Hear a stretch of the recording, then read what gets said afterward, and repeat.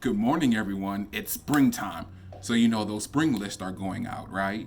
But before we get into the topic, make sure you subscribe and you hit the notification bell. Therefore, you don't miss any content and you stay up to date with what I release.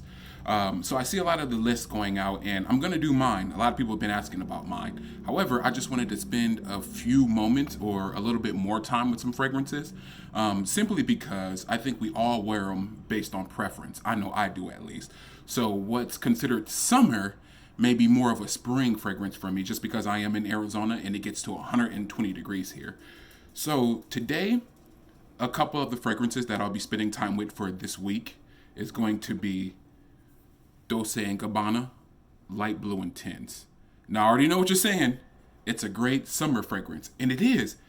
But this thing is piercing and it's linear. This thing will stay in your nose all day, every day, and it's very potent. Now, I get a lot of compliments from it, but in the summertime, this thing is gonna burn my nostrils up. So I'm thinking it's more suitable for spring. So I'm gonna check that out. Also, too, it's the holy grail, right? The old school bad boy, Burberry Touch. I finally picked this up. I tried it and sampled it in stores. Absolutely loved it. I was hesitant on it just because with the younger generation, my generation, they say it's kind of old. They wore it in high school, things like that. So I was like, I don't really want an old fragrance. But it was love at first sniff with this thing, I promise you. So picked it up, and I'm actually wearing it today. So, it's classy. It's like a masterpiece. The next one is going to be a blind buy I did, and that's going to be called Halloween Man Shot. Now, I've sampled the original Halloween, and I absolutely love that one. That reminded me of like 1 million, Paco Rabanne's 1 million, but lighter, not so much in your face or, beast mode.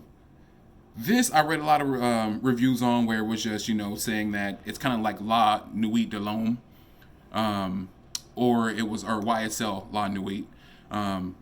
Also, it got references to, I want to say, 1 million as well. Yeah, the 1 million as well. It's a floral, so that's why I picked it up.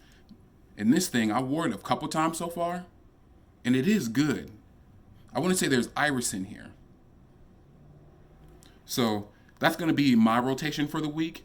Go ahead and leave a comment on if you're sampling or experimenting with any fragrances for spring, and what's your spring list so far. With that being said, peace and blessings. Let's get this work day over with, y'all.